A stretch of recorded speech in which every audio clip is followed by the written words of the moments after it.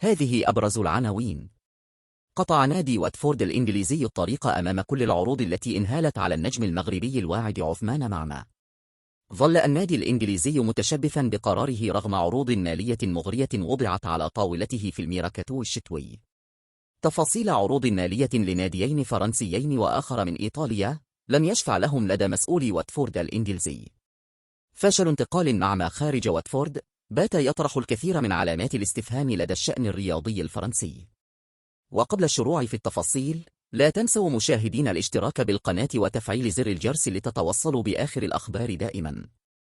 قطعت إدارة نادي واتفورد الإنجليزي لكرة القدم الشك باليقين بشأن مستقبل مهاجمها الدولي المغربي عثمان معمة بعدما توصلت بمجموعة من العروض لأندية أوروبية حاصرت اللاعب في الساعات الأخيرة من الميركاتو الشتوي الأخير.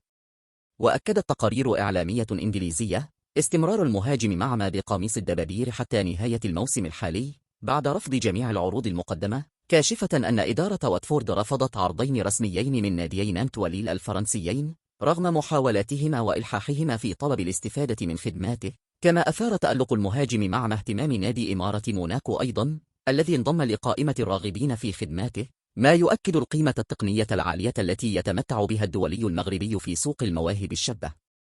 وأوضحت تقارير إعلامية إنجليزية أن نادي نانت الفرنسي اصطدم بعراقيل مالية ومنافسة قوية من أندية أوروبية حالت دون إتمام صفقة التعاقد مع الجناح المغربي معمة خلال فترة الانتقالات الشتوية الماضية، رغم رغبة مدربه أحمد القنطاري الدولي المغربي السابق في تعزيز الخط الأمامي للفريق بعدما أبرم 7 صفقات شتوية لتعزيز صفوفه، وكان يطمح لإضافة اسم ثامن يتمثل في لاعب هجومي قادر على تنشيط الرواق الأيمن باعتباره أبرز نقاط الضعف في منظومة الفريق.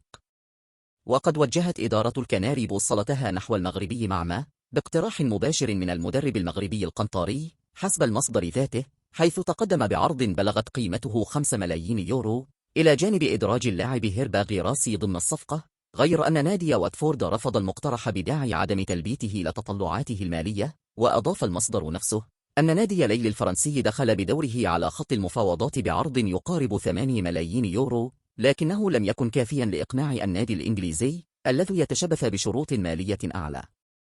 وأشارت المصادر ذاتها إلى أن أمر العروض لم يقتصر فقط على أندية الدوري الفرنسي، بل امتدت إلى الدوري الإيطالي، حيث تقدم نادي روما بعرض شفهي مغر ومحدد المعالم تضمن استعارة اللاعب مقابل 1,000,000 يورو مع وضع بند خيار الشراء بقيمة 14 مليون يورو. ورغم القيمة المالية المحترمة لهذا العرض، إلا أن إدارة واتفورد ظلت متمسكة بموقفها الرافض لرحيل مهاجمها في الوقت الراهن وإتمام الصفقة عبر انتقال نهائي مباشر، مع عقد المفاوضات وأقصى نانت بشكل نهائي من سباق التعاقد مع اللاعب المغربي.